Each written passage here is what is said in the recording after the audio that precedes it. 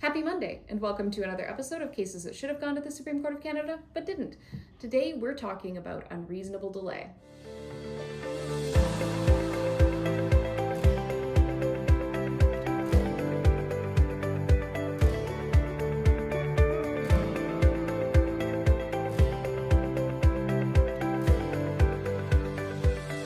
Cases that should have gone to the Supreme Court of Canada, but didn't.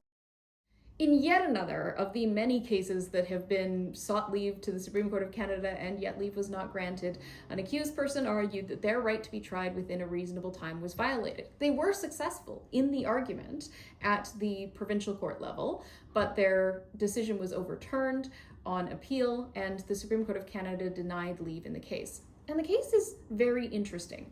It involves an amount of time that was apportioned by the judge as essentially being time split between the Crown and the defense, and a situation where a judge found that there was insufficient evidence that a trial could have been heard sooner, which is often evidence that is very difficult to get. One of the problems, one of the messes that the Jordan decision from the Supreme Court of Canada has created is that there's often sort of a retroactive forensic accounting of what happened at each court date and what could have happened had things happened differently, which is not a precise exercise. And it's an exercise that is often quite grounded in speculation, where some delay is apportioned to one party and some delay is apportioned to another, without consideration for the actual factors of what constitutes defense delay, in Jordan specifically being delay that is caused by the defense taking actions that are not legitimate or periods of time that are waived by the defense. None of that was at issue here.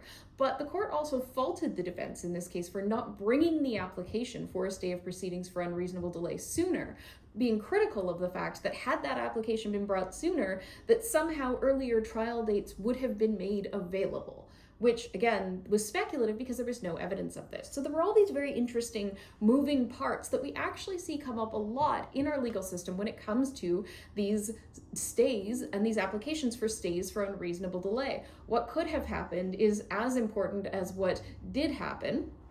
And the speculative exercise is something the Supreme Court of Canada should weigh in on. It is the type of thing that we need more guidance on because, again, courts across this country are split. There are appellate decisions from some provinces that say that judges can't retroactively assume that time would have been available without an appropriate factual record, whereas there are other ones, like this Ontario Court of Appeal decision, that say that you can assume you could have gotten earlier dates had you acted sooner to raise the issue of delay.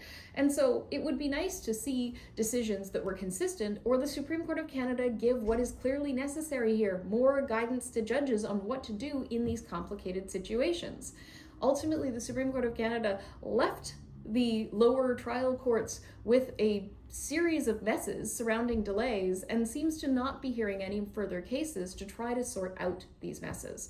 Hopefully, the Supreme Court of Canada does do what is necessary to simplify this process, which was ultimately their intention to begin with. But unfortunately, it is going to take another case about unreasonable delay before there may be that opportunity. Cases that should have gone to the Supreme Court of Canada, but didn't. Thank you for tuning in to another episode of Cases That Should Have Gone to the Supreme Court of Canada, but didn't. I'm Kyla Lee at Acumen Law Corporation. Please like, subscribe, and share with your friends.